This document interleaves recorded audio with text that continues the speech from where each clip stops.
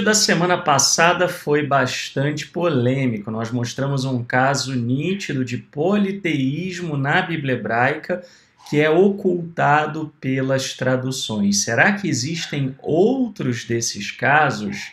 Eu sou Felipe Moura, sou judeu, sou psicanalista, exegeta da Bíblia hebraica.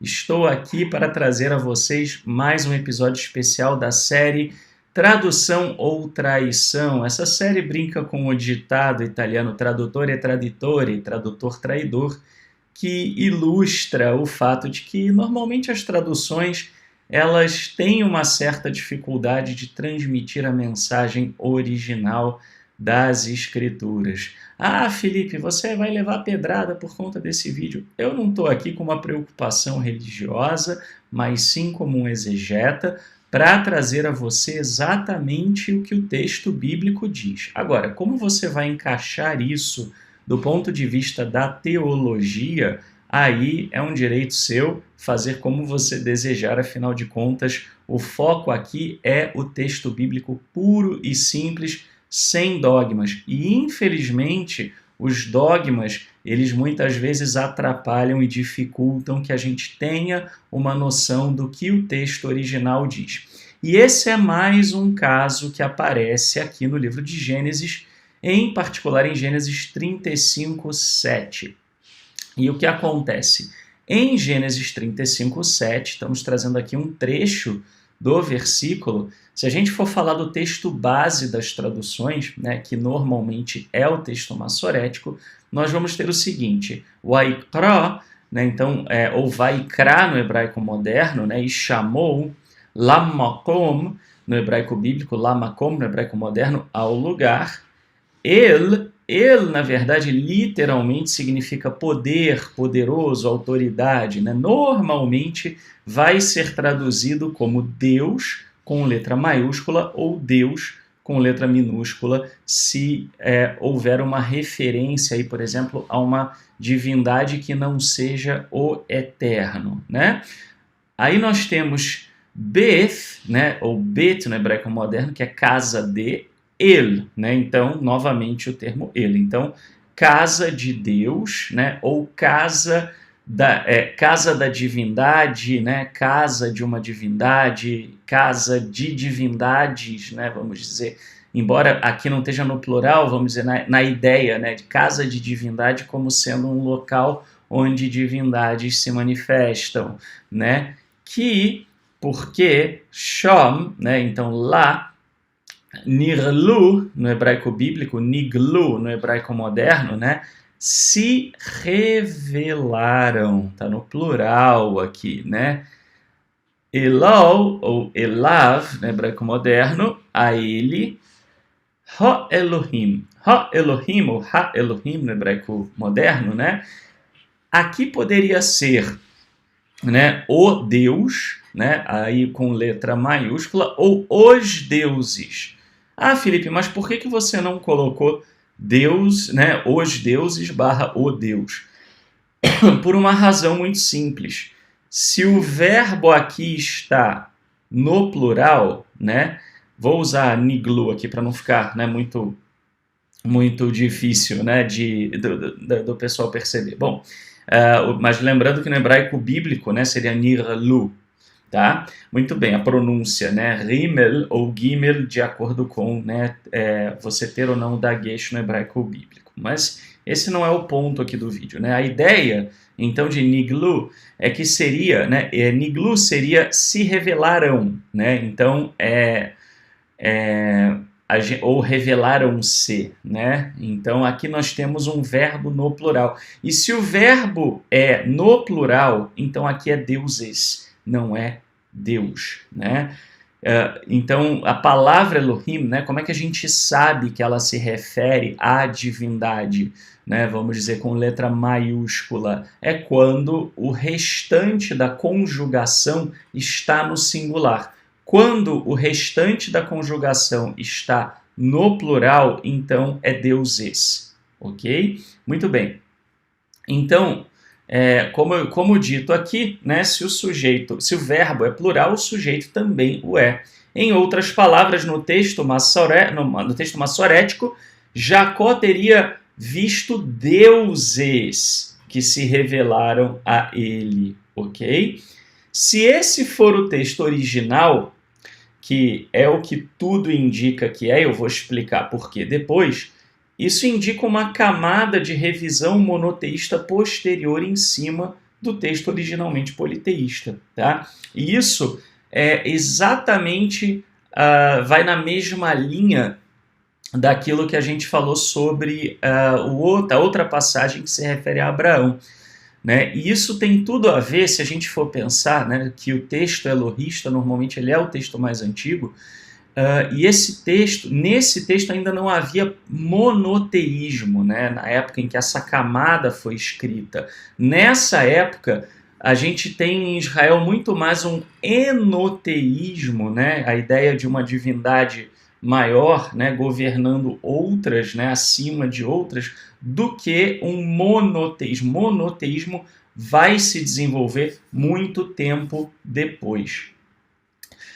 E o que a gente pode falar de outros manuscritos, todavia? Aí nós temos a Torá samaritana. A Torá samaritana, ela vai trazer Nigla, né, no lugar de Niglu. Então reparem, né, aqui eu vou ter um Re ao invés de ter um Wol, um Vav. Percebem? Muito bem. Então, a gente vê que aqui a Torá samaritana ela traz se revelou, né, no singular, tornando Elohim um substantivo singular. Ou seja, na Torá samaritana é Deus mesmo, não é deuses, ok? Justamente porque o verbo está no singular, ok?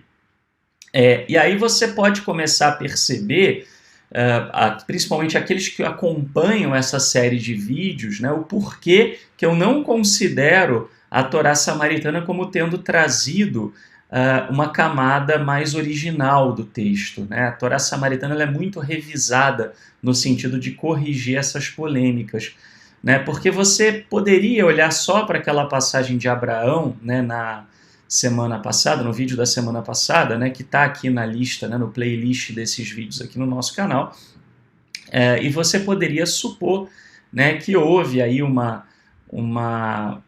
vamos dizer, uma glosa de um escriba, né, onde você tinha o Re, ele acabou fazendo o Wol, né, o Vav, né, e se atrapalhou. Mas você imaginar que ele se atrapalhou em vários lugares e cometeu exatamente o mesmo erro em vários lugares, e é um erro delicado, quer dizer, não é um erro que não saltaria à vista, percebe? Aí já começa a ficar muito improvável, né? Essa é a razão pela qual praticamente nenhum acadêmico sério, né, talvez um ou outro, mas a grande maioria não considera a Torá samaritana como sendo o texto mais original. Então nós temos aqui, vamos falar da Septuaginta. A Septuaginta, ela também trouxe no singular, ela entendeu no singular, né? Então ela traduz como theos, né? Ao invés de trazer theos, né, que seria o plural, né? Então o verbo também no singular, né? Então a Torá samaritana, perdão, a Septuaginta, ela concorda com a Torá samaritana e diverge do texto massorético. Mas aí vem uma dúvida, né? Será que aquela pessoa que traduziu a Septuaginta tinha acesso a uma família de manuscritos alternativa do texto massorético e que concordava mais com a Torá samaritana? É possível, porque a gente já viu exemplos assim, né? Como, por exemplo, o texto que a gente fala de Deus concluindo a criação no sexto ou no sétimo dia. Está no canal também, é um dos vídeos recentes. Mas pode ser também que tenha olhado para o texto massorético e tenha resolvido simplesmente corrigir aqui o curso do texto massorético. Muito bem. Falando de outros manuscritos, o que os outros manuscritos trazem, né? O que a gente pode falar sobre manuscritos antigos? Bom, se a gente for falar do texto do Mar Morto, mais uma vez, infelizmente, o texto de Gênesis 35:7 não sobreviveu. A gente tem, no Mar Morto nós estamos falando de manuscritos de mais ou menos 2.000 anos, né, talvez até um pouco mais em alguns casos. Então a gente tem que considerar a antiguidade, né, e o fato de que esses manuscritos eles se deterioraram em função do tempo. Então, embora nós tenhamos, né, alguns livros com passagens grandes, né, que sobreviveram e que estão em bom estado, nós temos outros que ou estão ilegíveis, né, pela ação do tempo, ou estão fragmentados. Nesse caso, está fragmentado, a gente não tem a passagem completa. A gente só tem o lugar, El Betel, porque lá, né? E morreu nisso. A gente não tem o trechinho da passagem que poderia exatamente dizer se 4Q Gênesis, que é onde apareceu, né, esse texto, né, ou seja, a caverna 4 do Mar Morto, né, o manuscrito de Gênesis, se ele concordaria com a Septuaginta, com a Torá Samaritana ou com o texto massorético. Vamos olhar os Targumim aramaicos, né? Os Targumim aramaicos, eles são traduções parafraseadas ou comentadas. Então, eles não são traduções literais, eles não servem como um modelo de literalidade, mas eles podem nos dar um indício, né, do que estava ali à vista, né, dos seus tradutores. Bom, vamos falar do Targum Onkelos. O Targum Onkelos, que é mais ou menos do século I, né, e considerado talvez o Targum mais antigo, ele simplesmente usa o singular. Ele muda o sujeito para o anjo do Senhor, e isso é comum em teofanias, né? Quer dizer, toda vez que você tem uma manifestação mais palpável, mais concreta de Deus, né, nas Escrituras, o Targum Onkelos, ele traduz, ele coloca como mensageiro do Senhor, o anjo do Senhor. Quer dizer, é uma ideia de que Deus não se manifesta de uma maneira direta, né, vamos dizer, na criação, mas sim através de uma mídia, através de um mensageiro. Né? Ele manda mensagens, os mensageiros falam como se fosse ele, né? Mas é como, vamos dizer, você imaginar o mensageiro de um rei lendo um decreto. Eu, o rei fulano, não é o mensageiro que é o rei fulano, né? Mas é o decreto que ele está lendo. Né? Então, é mais ou menos a ideia que o Onkelos ele costuma trazer. Né? Não só o Onkelos, mas outros também. O Targum Neofiti, ele lida com essa pluralidade de uma forma muito interessante. Né? Ele duplica a passagem. Né? Então, como nós temos aqui o verbo no plural, né, os se revelaram, olha o que ele faz. Ele vai trazer assim: e chamou o lugar onde o Senhor lhe foi revelado, Betel, porque ali o Senhor lhe havia sido revelado.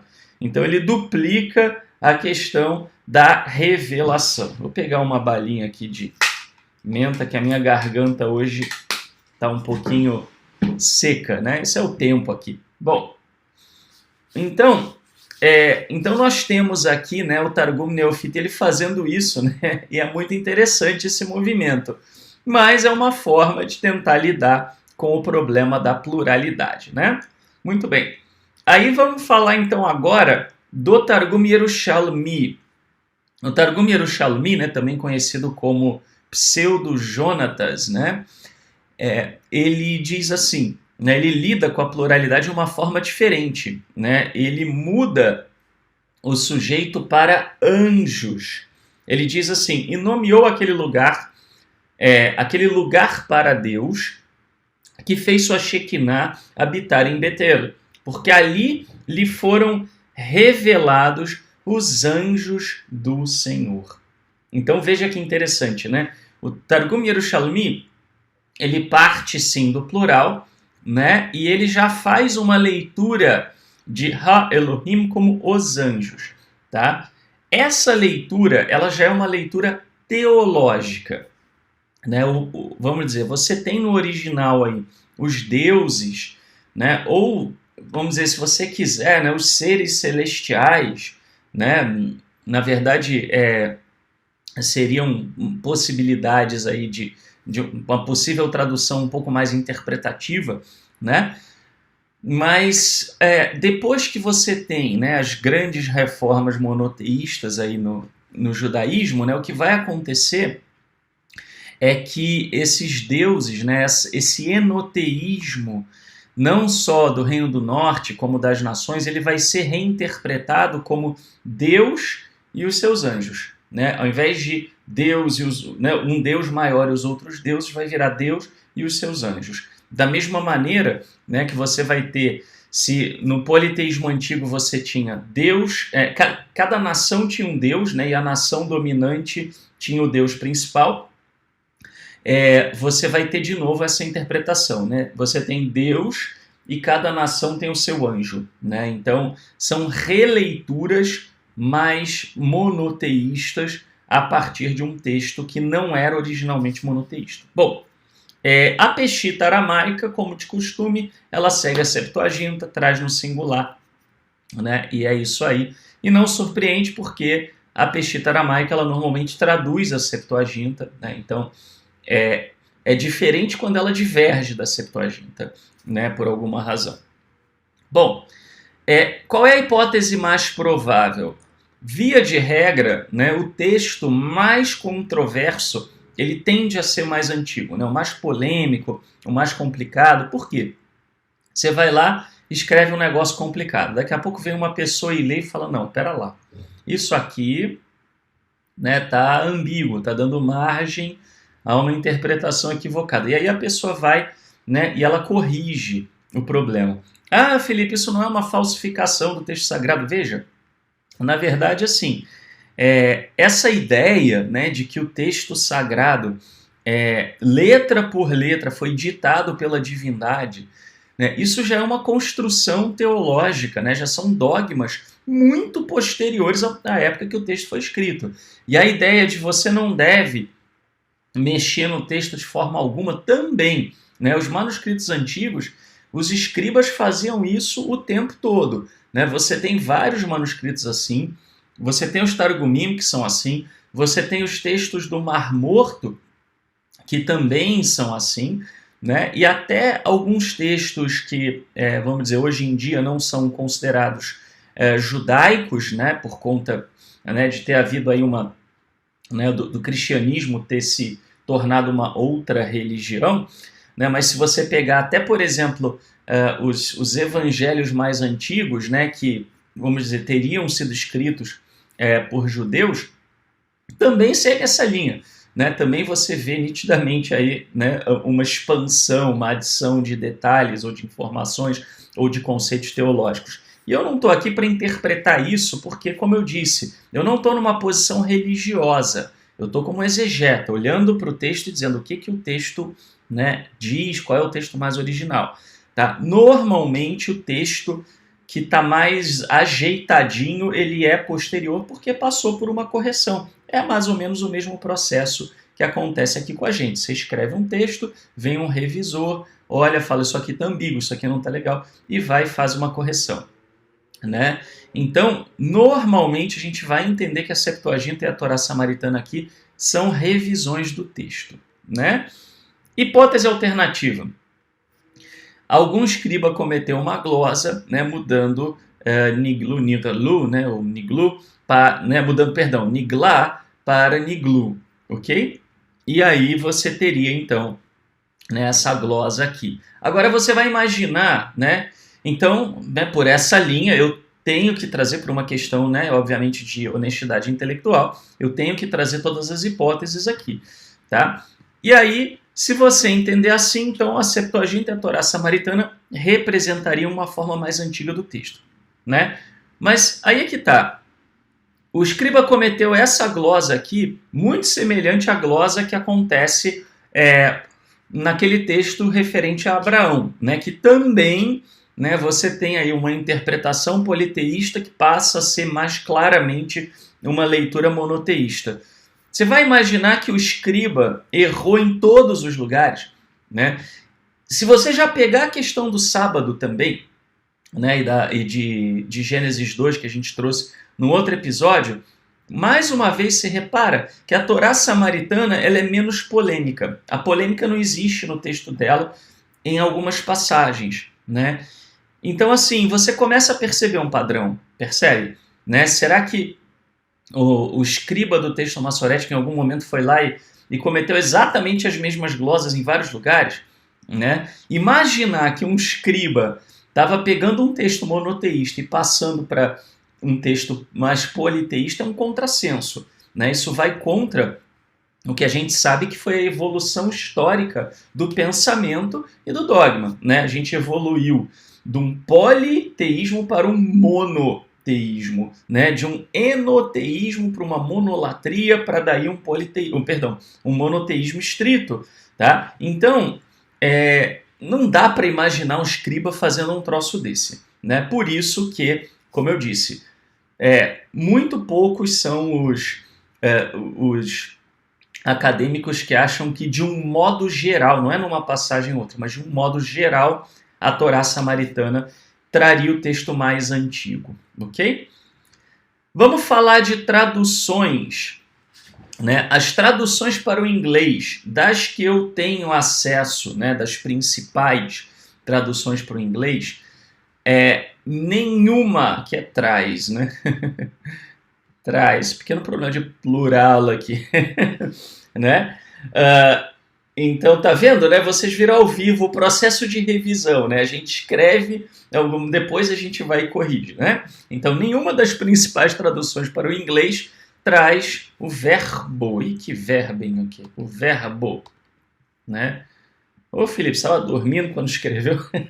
Nenhuma das principais traduções para o inglês traz o verbo no plural. Porém, então, assim, todos trazem no singular. Ah, Felipe, e aí, né? Vejo que trazem algumas notas de rodapé, né? Aí a gente vê o barato, né? Assim, quando a tradução fala, a gente falsificou mesmo, né? A gente pegou e mexeu no texto bíblico mesmo, e dane-se, vamos botar uma notinha de rodapé, porque, óbvio, né? Se eu colocar aqui deuses, né? Vai dar ruim, vai gerar confusão, né? E aí, obviamente, as pessoas vão queimar as traduções, gritar heresia, aquela coisa toda, né? New International Version, né, que é a nova versão internacional americana, cujo texto é diferente da versão brasileira, okay? Eles seguem a mesma linha, mas não é igual, né? E aí a nota de rodapé. Ou ali os seres celestiais se revelaram. Seres celestiais é um pouco interpretativo demais para o meu gosto como exegeta, mas seria passável, minimamente passável, tá? Mas eles trazem aqui, né? Agora, a mais clara, a que traz com mais clareza, né, é a Net Bible, tá? A Net Bible, ela vai trazer assim, hebraico, revelaram-se. O verbo nirlu, ou niglu, traduzido como revelou-se, está no plural. Ou seja, eles estão acabando de dizer aqui, ó, o verbo que a gente traduziu para o singular, na verdade é plural. Embora o esperado fosse a forma singular com o plural majestático. Né? Ou seja, eles próprios estão admitindo quando o texto bíblico traz Elohim. Eu não gosto muito do termo plural majestático, ok? Porque o hebraico não é assim só com algo majestático. Mas ok, foi o que se popularizou nesse termo, então vamos usar ele mesmo.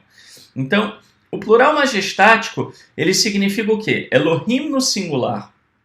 Né? Perdão, Elohim é uma forma plural, porém quando o verbo e as demais conjugações de outras coisas estão no singular, então a gente entende que Elohim é uma referência ao poder supremo, ao poder absoluto, ao poder dos poderes. Né? A ideia de usar... Eu gosto da expressão plural superlativista, né? Porque a gente tem isso no hebraico. Né? Então, o santo dos santos, né? Kodesh HaKodashim, o que é isso? Né? É o lugar mais santo de todos. Shir HaShirim, né? Que é o cântico dos cânticos. O que é isso? É o cântico mais canticoso, é o melhor cântico, né? É o mais importante, enfim. Né? Mas aí você... Então isso é comum no hebraico, né? Mas quando a gente fala então de Elohim, a gente vai ter sempre os verbos no singular. Se não tem verbo ou outros elementos no singular, então Elohim não é Deus, e sim deuses. ok? Né? Eu dei o exemplo para vocês, né? Quando a gente fala, né, não terás outros deuses diante de mim, né? Tá lá em Êxodo, né? Aí você vai ter Elohim, outros deuses, Elohim, Aherim, né? Aherim, que seria outros. Então, repara, Elohim, im é plural no hebraico, né? Elohim, Aherim, deuses outros, tá? Não tem deuses outro, né? Então, nem vai dizer não terás outro Deus, não. Aqui é deuses, no plural, tá? Então, a mesma coisa aqui, tá? Talvez Elohim seja aqui um plural numérico, referindo-se tanto a Deus quanto aos seres angelicais que apareceram a Jacó, né? Ou seja, a Net Bible, que é uma tradução evangélica, normalmente ela é muito boa, tá? Porém, ela aqui traz, a gente sabe qual é a verdade, mas vai dar ruim se a gente disser o que o texto está dizendo mesmo, né? Então vamos botar no singular e vamos dar uma suavizada. Talvez seja Deus e os anjos, né? Mas eu não vou colocar o que o texto diz, porque senão, né, o meu público não vai gostar do que está escrito, né? E assim as traduções falsificam a passagem, né? Mantendo as massas na ignorância, e está tudo bem, as massas estão felizes, olhando lá para aquela tradução, achando que é tudo muito coerente, muito tranquilo. Bom, quando a gente olha para o original, a coisa é muito diferente, né? Traduções para o português, né? Então, mais uma vez, as traduções elas ignoram o plural e trazem apenas Deus lhe apareceu ou se revelou a ele, tá? São normalmente as duas formas. Tem uma única tradução para o português, tá? Que pelo menos reconhece que o verbo está no plural e traz uma expressão plural, que é a Bíblia Hebraica da Sefer. A Bíblia Hebraica da Sefer, ela traz: e chamou ao lugar Deus, El, de Betel, né? Pois ali apareceram-lhe os anjos de Deus. Né? Então aqui ela traz, foi a única versão que eu encontrei que trouxe o plural. Porém, a expressão anjos de Deus, que seria no hebraico Malache Elohim, não aparece, tá? Ou Malache Ha-Elohim também poderia ser, não aparece no texto. E ela é excessivamente interpretativa. Né? Se tivesse traduzido como seres divinos, né? Não quer botar deuses, põe seres divinos, seria uma boa tradução. Tá? Mas não, né? Não. O que ela usa? Ela coloca, né? Ela insere aí a palavra... Eu não vou dizer que insere a palavra anjos, ela interpreta, né? Elohim como os anjos de Deus. Ela faz uma leitura excessivamente interpretativa, tá? E o que ela força? Ela força, né, um dogma posterior em cima do texto bíblico. Qual é o dogma posterior? Né? É que deuses, na verdade, seriam anjos, tá? Mas isso é uma leitura posterior. Você quer entender assim? Beleza, né? É a sua teologia, você entende como você quiser. Mas não falsifique o texto bíblico. Né? O certo seria colocar, no mínimo, apareceram-lhe seres divinos. Aí você põe uma nota de rodapé. Olha, a gente entende que seres divinos são anjos. Ou põe lá, deuses. Olha, a gente entende que seres divinos, né, deuses aqui se referem aos anjos. Ok, faça a teologia como você achar que tem que fazer. Né? Mas eu, como exegeta, me preocupo que a mensagem original do texto bíblico seja transmitida. Né? Muito bem. E quais são as piores traduções para o português? 3 aqui, né? 2 muito parecidas, que são a tradução do Novo Mundo. Né? Essa tradução, ela consegue, né, ela oscila muito, ela consegue estar algumas vezes entre as melhores, algumas vezes entre as piores. Né? Por quê? Como ela é uma tradução de uma denominação específica, né, assim como a Net Bible também e outras, né, traduções denominacionais, elas normalmente são boas quando a passagem não fere o seu dogma. Né? E aqui a tradução do Novo Mundo, né, como é uma tradução que pertence a uma vertente que não é uma vertente mainstream, né, não é uma vertente religiosa mais tradicional, entre aspas, né? Então, eles divergem já em algumas coisas do pensamento do cristianismo mais tradicional, né? Não vou entrar no mérito aqui que se isso é bom, ruim, isso aí, né, vai de cada um, não estou aqui para falar de teologia, né? Mas então, como eles divergem em alguns pontos, né, que algumas traduções puxam a sardinha para o outro lado, eles são uma boa tradução. Mas, quando mexe com a teologia deles, aí é uma tradução bem ruim, né? Então, um exemplo aqui, tradução do Novo Mundo de 1986, e começou a chamar o lugar de El Betel, porque o verdadeiro Deus se revelara ali.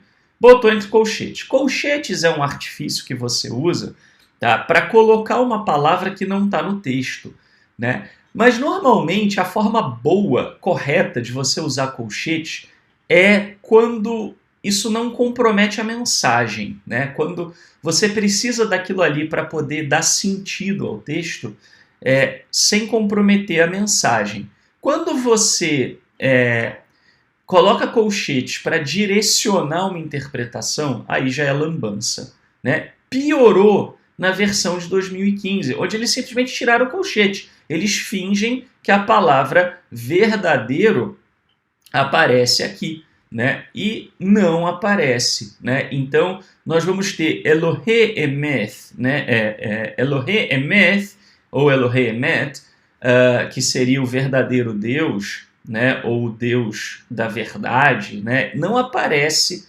nos originais, ok? Então, a gente não pode dizer que isso aqui está sendo fiel ao texto bíblico, tá? Agora, o troféu lambança, né, vai para a Difusora Bíblica de Portugal, o que para mim eu quase caí duro para trás, porque ela costuma ser uma boa tradução. Inclusive é uma das traduções que eu gosto de recomendar. Mas aqui, a Difusora Bíblica de Portugal, alguém teve a brilhante ideia de dizer: ia ficar bonito o tetragrama.